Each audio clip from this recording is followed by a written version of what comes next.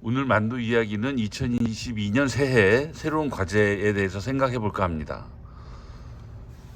새해도 밝았고 12기 만두지부 임원 선거도 마무리됐습니다. 지면을 빌어서 조합원 동지들께 감사의 말씀을 전합니다.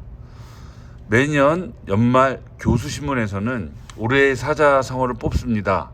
작년엔 묘소 동초, 도둑 잡을 사람과 도둑이 한패가 됐다, 이런 얘기죠.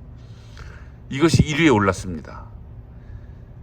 만도의 작년 한 해를 표현한다면 어떤 게 있을까요? 저희는 유일무이를 꼽았습니다. 이에 대한 해석이 다양한데 노동조합은 워낙 하나일 뿐이다 라는 해석을 하는 사람들도 있고 또 다르게 해석하는 사람도 있습니다. 판단은 여러분의 상상에 맡기겠습니다. 올해는 대통령 선거가 있습니다. 머나먼 얘기 같아도 정치야말로 노동자 서민의 삶에 가장 큰 영향을 미치는 영역이죠. 세금을 걷어 어디에 쓸 것인지가 결정되는 장이기 때문입니다. 보수 정치권이야말로 항상 서민을 위한다고 하지만 막상 당선되면 서민을 위하기보다 기득권 체제를 유지하기 위해 더 많은 돈을 씁니다. 우리가 더 이상 속지 말아야 할 겁니다.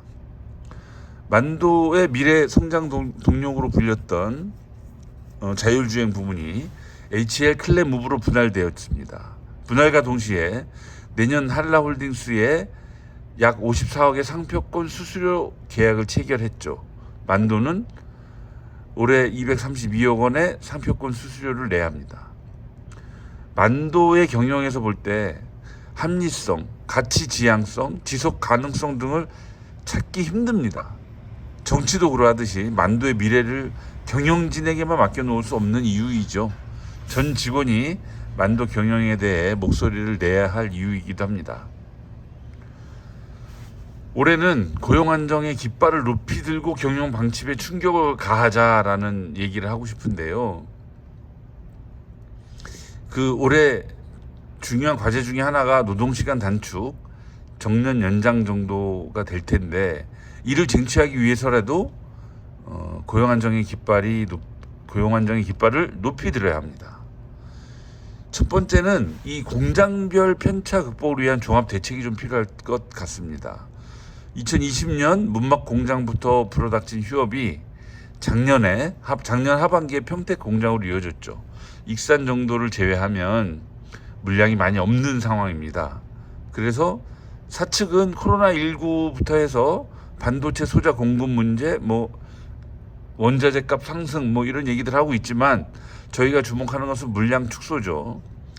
각 공장별 이 편차가, 생산량의 편차는 사실 노동자들이 만들어낸 차이가 아니죠.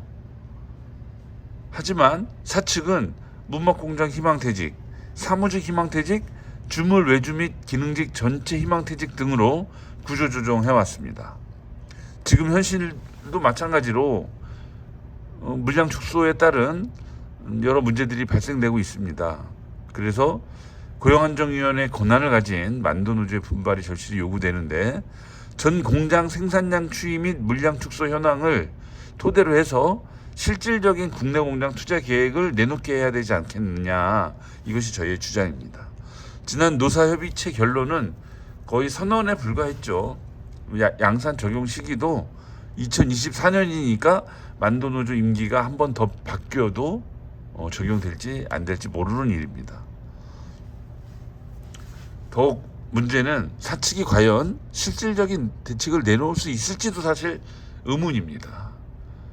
사측이 만약에 대책을 내놓지 못한다면 국내 공장 투자와 고용 안정에 대해 얼마나 무관심한지 확인할 수 있게 되고, 더 나아가서 클레무브 분할이야말로 만도에서 알짜배기 빼먹기였다는 것이 증명되는 거죠. 그러하기 때문에 고용 안정의 깃발은 이러한 현실 인식에서부터 지켜 올려야 하는 가치라고 생각합니다. 마지막으로 전사 노사협의회에서 성과급을 합의했는데 사무직 팀장 이상 보직자에게는 다른 기준이 적용되는 것으로 확인됩니다. 알아본 바에 따르면 성과에 따라 차등 지급한다고 하는데 전사 노사협의회는 전 직원의 투표로 위원을 선출했고 별도 합의 없이 이러한 차등 지급이 가능한가 우리는 묻지 않을 수 없습니다. 이상입니다.